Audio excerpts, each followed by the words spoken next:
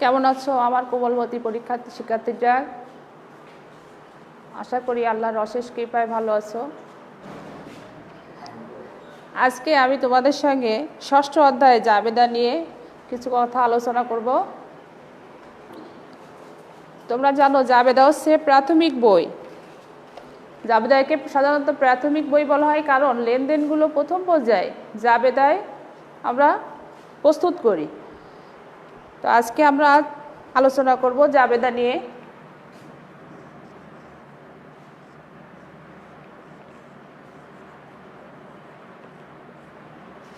জাবেদাকে আবার সহকারী বই হিসাবেও বলা হয় কারণ পাকা বই খতিয়ান প্রস্তুত করার সময় আমরা সাধারণত জাবেদার থেকে সাহায্য নিয়ে থাকি, এই জন্যে একে সহকারী বইও বলা হয়।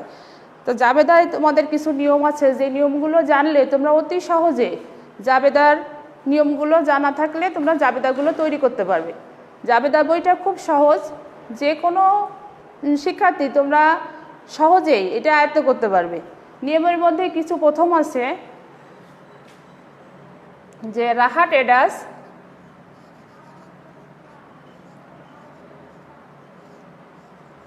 রাহা ট্রেডার্স 2018 সালের জুন মাসে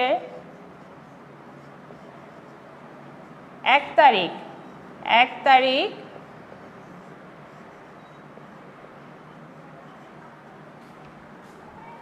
নগদ 50,000 টাকা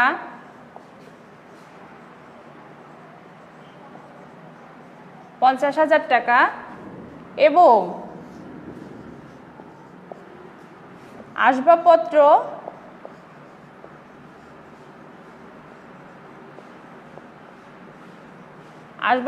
25,000 টাকা নিয়ে 25,000 টাকা নিয়ে ব্যবসা শুরু করেন।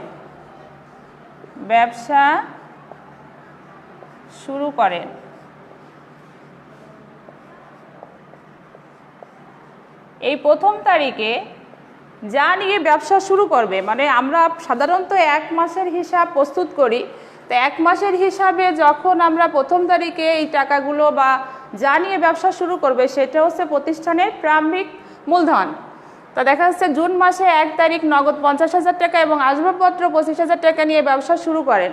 সৃজনশীল প্রশ্নে তোমরা দেখবা যে ক নম্বর প্রশ্নে সাধারণত থাকে যে প্রারম্ভিক মূলধনের পরিমাণ কত, তখন কিন্তু আমরা এইটে 50,000 আর 25,000 টাকা যোগ করে দিলেই হয়ে যাবে যে প্রারম্ভিক নগদ তহবিলের পরিমাণ কত বা প্রারম্ভিক মূলধনের পরিমাণ কত। তা দেখা যাচ্ছে কি আমরা প্রথম তারিখে এই যে 1 তারিখ নগদ এত টাকা এবং আসবাবপত্র 25,000 টাকা নিয়ে ব্যবসা শুরু করেন, এটাকে আমরা যখন জাবেদায় নিয়ে আসবো তখন কিন্তু ঘরগুলো আমাদের ছক অনুযায়ী করতে হবে। তোমরা ছক তো করতে পারো। এখানে প্রথমে তারিখ, হিসাবের ব্যাখ্যা, এরপর খতিয়ান পৃষ্ঠা, ডেবিট টাকা এবং ক্রেডিট টাকা। তারিখ, হিসাব ও ব্যাখ্যা এই কারণে বলা হয়, কারণটা দেওয়া হয় সেজন্যে। খতিয়ান পৃষ্ঠা আমি সংক্ষেপে লিখলাম, ডেবিট টাকা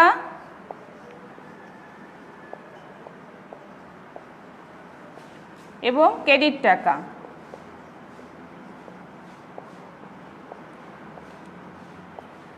এখন আমরা যখন এইভাবে ছকটা করে অঙ্কগুলো তৈরি করব তখন কিন্তু আমরা অবশ্যই কারণ উল্লেখ করব যে আমাদের এইখানে কারণ কি আছে। এইখানে প্রথম তারিখের এই হিসাবটা করার পরে আমাদের আরও কিছু পয়েন্ট আছে যেগুলো নিয়মের, ওই নিয়ম তোমাদের বললাম কিছু নিয়ম আছে যা জানলে তোমার জাবেদা করতে সহজ হবে। নিয়মটা হচ্ছে ক্রয় সবসময় ডেবিট,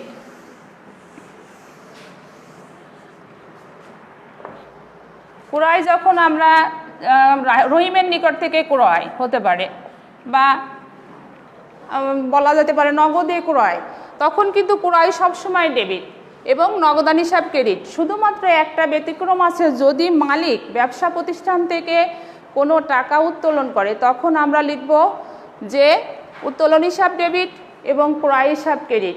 এই ব্যতিক্রমটা ছাড়া সবসময় ক্রয় কিন্তু ডেবিট। আর নগদান থাকলে, যদি নগদে থাকে নগদে ক্রয়, যদি এটা উল্লেখ থাকে নগদে ক্রয় 5,000 টাকা, তখন আমরা কিন্তু লিখব যে ক্রয় হিসাব ডেবিট। আমি ছকটা তোমাদেরকে দেখিয়েছি, এখন আমি এমনিভাবেই করে দেখাচ্ছি যে ক্রয় হিসাব ডেবিট এবং নগদান হিসাব ক্রেডিট। নগদান হিসাব ক্রেডিট।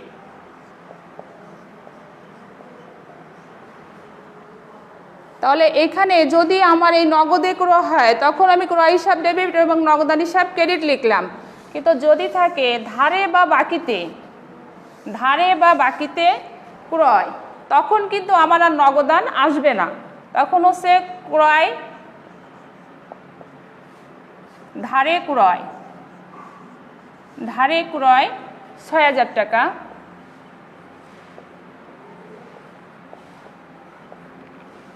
এক্ষেত্রে আমরা কিন্তু লিখব যে ক্রয় হিসাব ডেবিট, ক্রয় হিসাব ডেবিট, পাওনাদার হিসাব ক্রেডিট।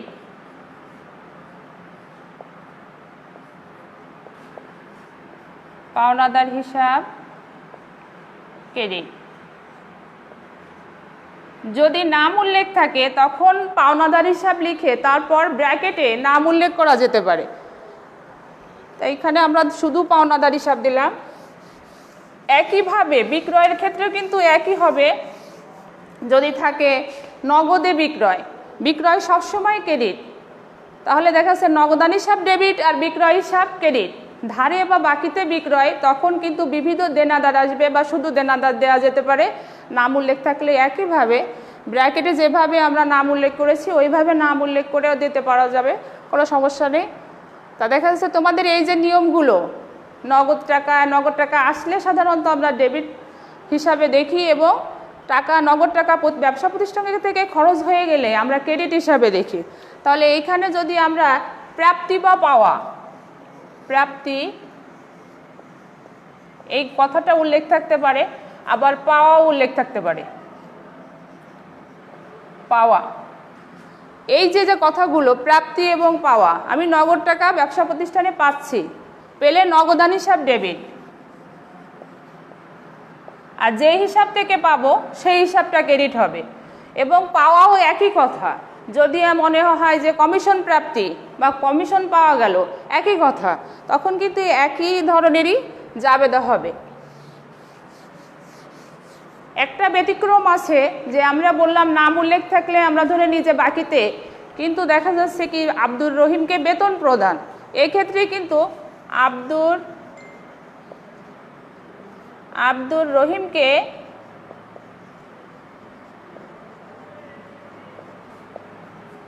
বেতন প্রদান,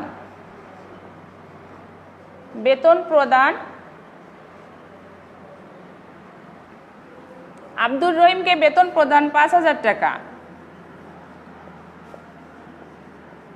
নাম উল্লেখ থাকলে বাকিতে হলেও ক্ষেত্রে কিন্তু বেতন কখনো বাকিতে দেয়া যায় না।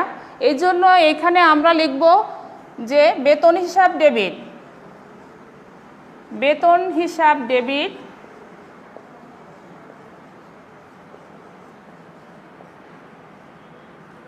নগদান হিসাব ক্রেডিট, নগদান হিসাব ক্রেডিট।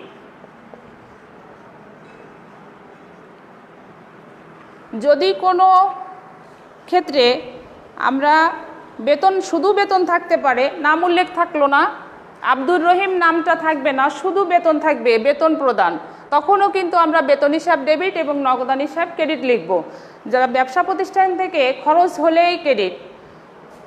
আর এরপরে আছে তোমাদের জাবেদার আরও কিছু আছে যেগুলো তোমাদের কাছে একটু কঠিন মনে হয়, যে ব্যাংকে জমা। তা যখনই আমি ব্যাংকে জমা দিব তখন টাকাগুলো ব্যাংকে জমা হচ্ছে, তাহলে আমার সম্পদের পরিমাণটা বৃদ্ধি পাচ্ছে কোথায়? ব্যাংকে। তাহলে আমি লিখব ব্যাংক হিসাব ডেবিট আর নগদান হিসাব ক্রেডিট। কিন্তু যদি কখনো থাকে যে ব্যাংক থেকে সুদ পাওয়া গেল, অনেক ক্ষেত্রে তোমরা এই জিনিসটাকে ভুল করো, ব্যাংক থেকে সুদ পাওয়া গেল, তা ব্যাংক সুদ হিসাব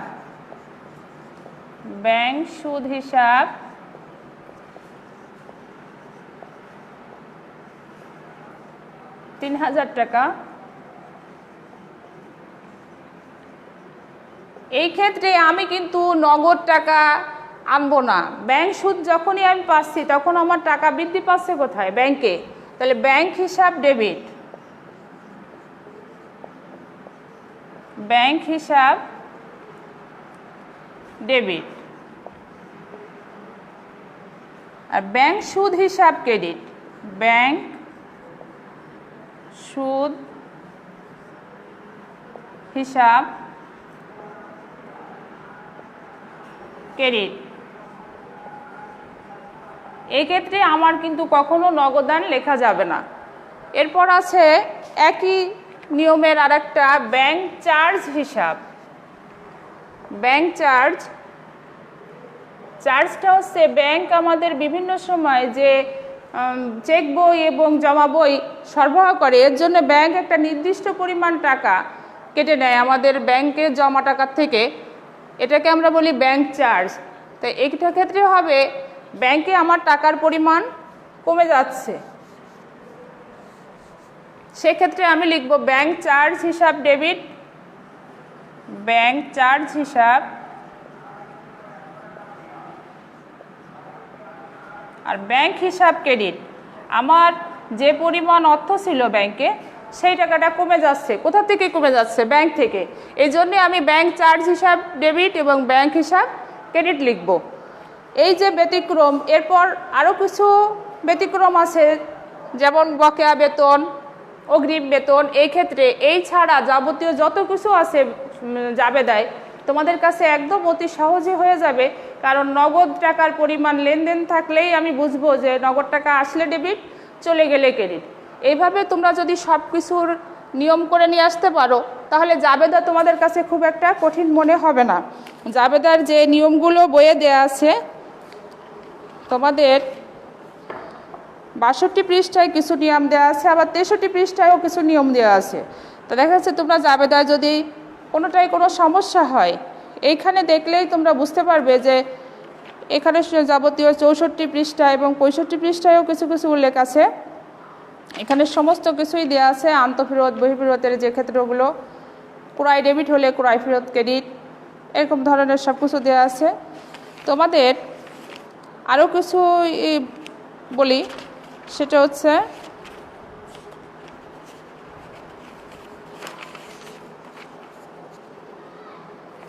ব্যবসা হতে উত্তোলন। ব্যবসা থেকে যখনই আমি কোনো কিছু উত্তোলন করব পণ্য, তখন উত্তোলন হিসাব ডেবিট হবে। দেখা যাচ্ছে কিন্তু ব্যাংক থেকে উত্তোলন করলে কিন্তু নগদান হিসাব ডেবিট এবং ব্যাংক হিসাব ক্রেডিট, কারণ তখন আমি নগদ টাকা ব্যবসা প্রতিষ্ঠানে খাটাচ্ছি বা নিয়ে আসছি, আমার প্রাপ্তির পরিমাণ বৃদ্ধি পাচ্ছে। এখানে আমাদের আরও কিছু নিয়মেরই আছে, দেখো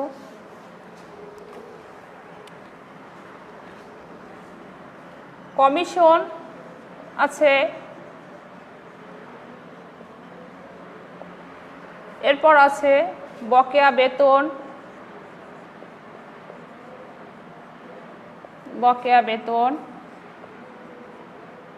অগ্রিম বেতন,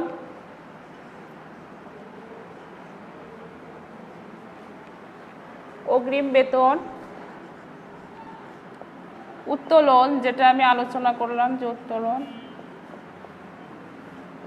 উত্তোলন আছে, বেতন আছে,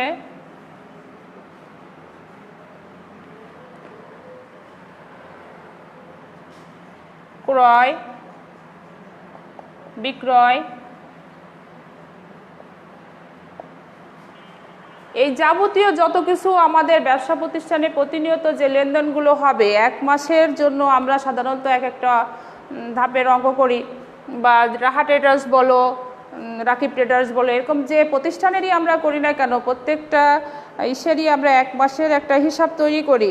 তা দেখা যাচ্ছে কি সেখানে টাকার অঙ্কগুলো ডেবিটে যতটুকু পরিমাণ টাকা হবে ক্রেডিটেও ঠিক সম পরিমাণ টাকা আমরা যোগ করি, এবং শুধুমাত্র মূলধনের ক্ষেত্রে মূলধন যখন আমরা সংযুক্ত করি প্রথম তারিখে সেটা শুধু একটু ব্যতিক্রম করি, তাই ছাড়া আর যত টাকার অঙ্ক থাকে সবগুলোই সমপরিমাণ টাকা থাকে।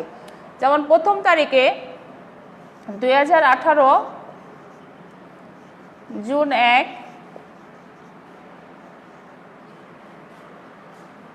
নগদ তহবিল, তাহলে নগদান হিসাব, নগদ তহবিল নিয়ে যখন নগদ টাকা নিয়ে ব্যবসা শুরু করবে তাহলে নগদান হিসাব ডেবিটে 50,000 টাকা, অফিস সরঞ্জাম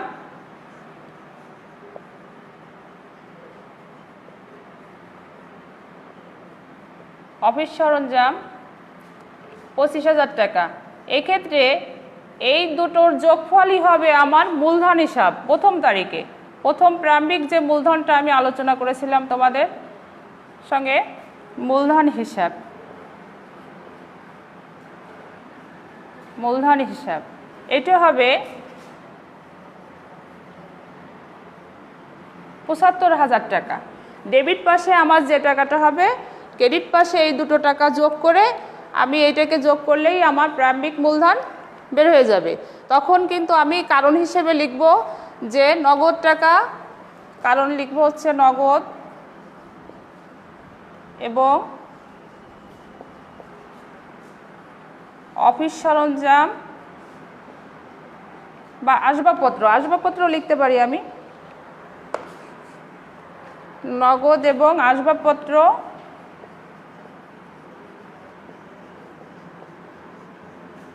মূলধন হিসাবে নিয়ে, মূলধন হিসাবে নিয়ে ব্যবসা শুরু করেন, ব্যবসা শুরু করেন। এইখানে কিন্তু আমার প্রথম যে 1 তারিখের যে এইটা সেটা হয়ে যাবে যে নগদ 50,000 টাকা এবং আসবাবপত্র 25,000 টাকা নিয়ে ব্যবসা শুরু করেন। যে কোনো প্রতিষ্ঠানে হতে পারে, রাকিব ট্রেডার্স হতে পারে। তো দেখা যাচ্ছে তখন আমি নগদান হিসাবটা লিখলাম, 50,000 টাকা, অফিস সরঞ্জাম 25,000 টাকা, মূলধন হিসাব 75,000 টাকা। এইভাবে নগদ এবং আসবাবপত্র মূলধন হিসাবে নিয়ে ব্যবসা শুরু করেন। এটা হচ্ছে আমার কারণ যখন আমি জাবেদার প্রথম পর্যায়ে চার্টে লিখব। এরপর তোমাদেরকে পরের যে এইটা চার্টটা আমি একটু করে দেখাই দিই, বাসায় যাতে তোমাদের করতে সুবিধা হয়।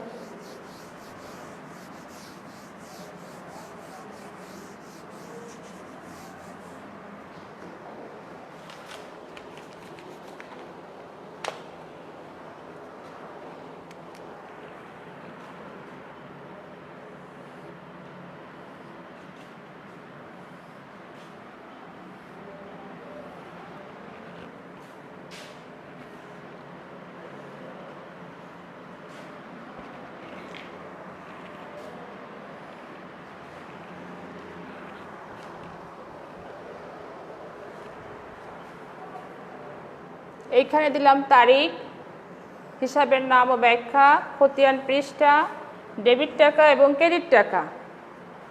এইখানে প্রথমে তোমরা ওই যেভাবে আমি দেখেছিলাম যে 2018 জুন 1 নগদান হিসাব,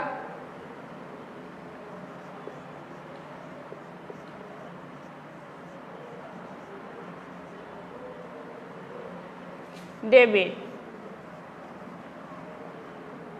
আসবাবপত্র অফিস সরঞ্জাম লিখতে হবে, অফিস সরঞ্জাম,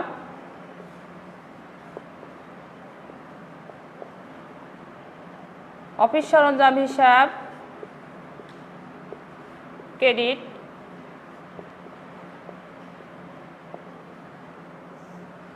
ডেবিট, এটা ভুল হলো, এটাও ডেবিট হবে, এটাও ডেবিট। মূলধন হিসাব ক্রেডিট, মূলধন হিসাব ক্রেডিট। এই ক্ষেত্রে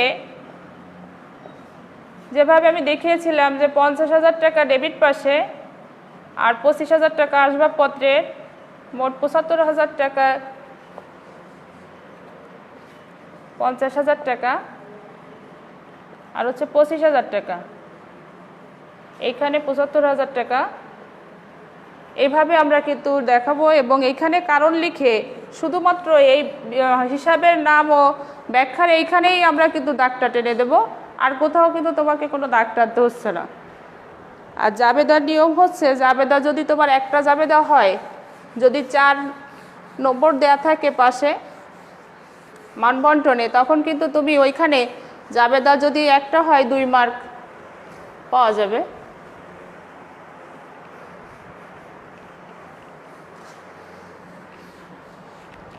আমি আশা করি যে তোমাদের বাসায় যদি তোমরা এইগুলো থেকে কিছু অঙ্ক করো, তাহলে তোমাদের দেখা যাচ্ছে সব অঙ্কগুলো তৈরি করতে সহজ হয়ে যাবে। এরপর আমি তোমাদের একটা দেখাই, চার্ট।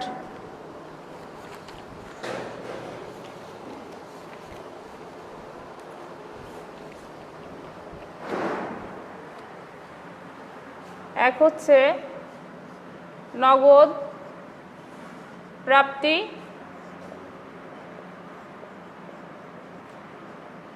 প্রদান, তারপর আছে ধারে ক্রয়, ধারে ক্রয় অবলিক বিক্রয়, মানে ক্রয়ও হতে পারে বিক্রয়ও হতে পারে, একই নিয়ম। তারপর আছে নাম উল্লেখ থাকলে, এখানে নাম উল্লেখ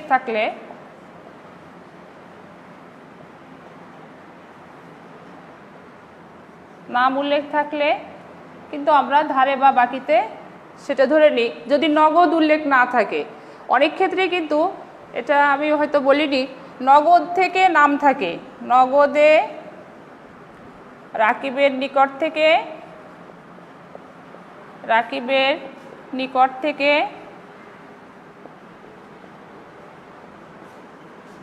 ক্রয় 2,000 টাকা, তখন এক্ষেত্রে কিন্তু আমরা নাম ধরবো না, আমরা ধরবো হচ্ছে নগদ। যদি নগদ কথাটা না থেকে শুধু রাকিব থাকতো, তখন কিন্তু আমরা এই ধারে বা বাকিতে ধরে নিতাম। কিন্তু এইখানে যেহেতু নগদ উল্লেখ আছে, নগদ উল্লেখ থাকলে কিন্তু কখনো আমরা তখন নামের দিকে তাকাবো না, আমরা নগদের দিকে তাকাবো। তখন আমরা নগদানের ক্ষেত্রে আমরা লিখব ক্রয় হিসাব ডেবিট এবং নগদান হিসাব ক্রেডিট। তখন কিন্তু এই রাকিবের নাম তখন আমাদের আর প্রয়োজন হবে না।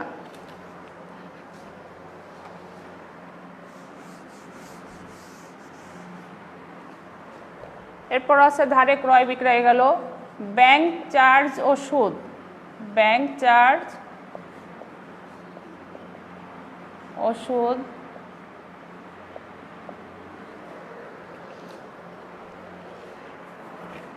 এই যে পয়েন্টগুলো। এরপর আছে উত্তোলন,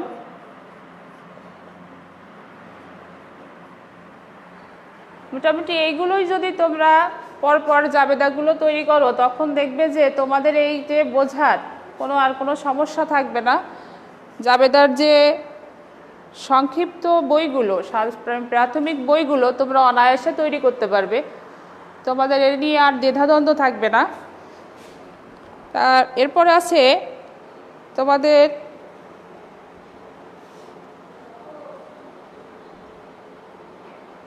দেনাদার হতে প্রাপ্তি, দেনাদার হতে চেক প্রাপ্তি, যা আমাকে ব্যাংকের মাধ্যমে যদি পরিশোধ করে, তাহলে আমার ব্যাংকের পরিমাণ বৃদ্ধি পাবে, তখন আমি ব্যাংক হিসাব উল্লেখ করব এবং দেনাদার হিসাব ক্রেডিট হিসাবে উল্লেখ করব।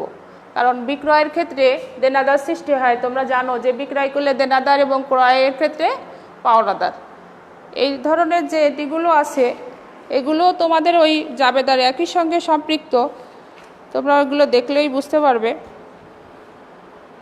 আর প্রথম তারিখে তোমাদের যেটা বললাম যে প্রারম্ভিক মূলধনটাও অনায়াসে তৈরি করতে পারবে। তো তোমাদের জন্য আমি একটা বাড়ির কাজ দিয়ে দিচ্ছি, যেটা তোমরা সৃজনশীল প্রশ্ন বাসায় করলেই তোমরা এটা চর্চা হয়ে যাবে এবং অনেকটা সহজ হয়ে যাবে।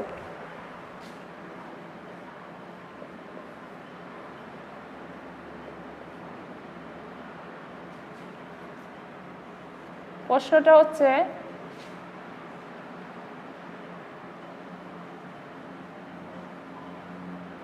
মামুন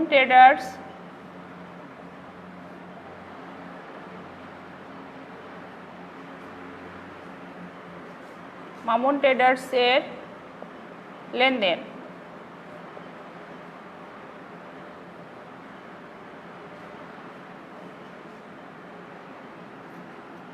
এখানে 2020 সাল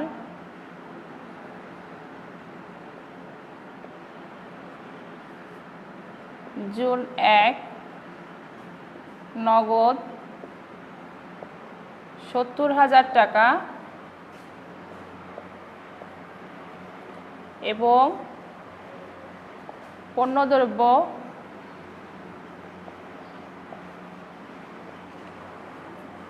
15,000 টাকা নিয়ে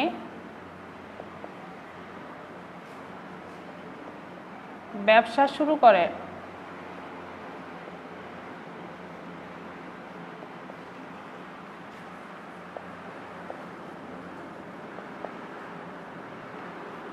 জুন 5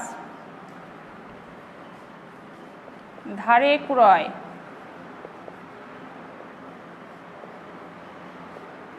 3,000 টাকা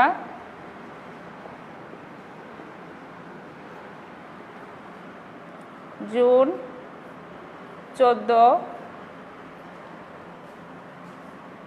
নগদে বিক্রয়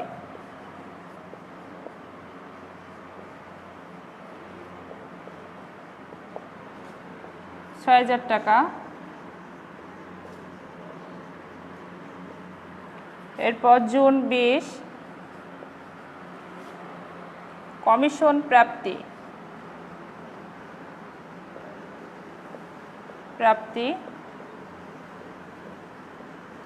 3,000 টাকা।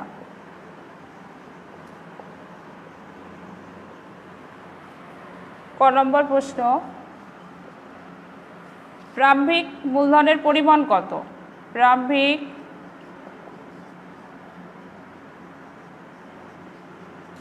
মূলধনের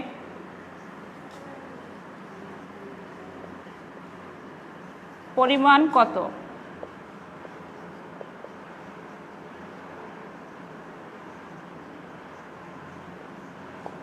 খ নম্বর হচ্ছে জাবেদা বই প্রস্তুত করো। সাধারণ জাবেদা বই প্রস্তুত করো।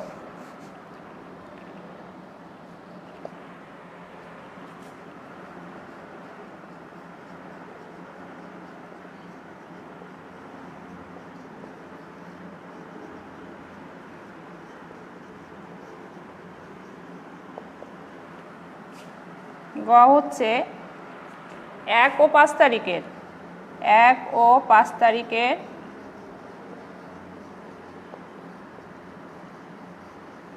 খতিয়ান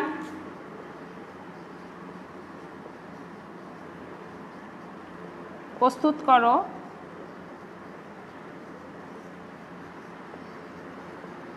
চলমান জের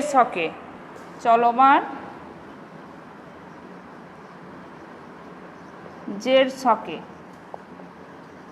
তোমরা জানো আমাদের দুটো আছে, একটি হচ্ছে টি ছক এবং একটি হচ্ছে চলমান জের ছক। চলমান জের ছকে তোমাদের এটা প্রস্তুত করতে হবে। আশা করি সবাই তোমরা বাড়িতে এটা করলে, প্র্যাকটিস করলে তোমাদের অনেক বেশি ভালো হবে। অনুশীলনটা আসলে খুব জরুরি। তো তোমরা সবাই ভালো থেকো। আর বাড়িতে অবশ্যই হিসাব বিজ্ঞান করবে।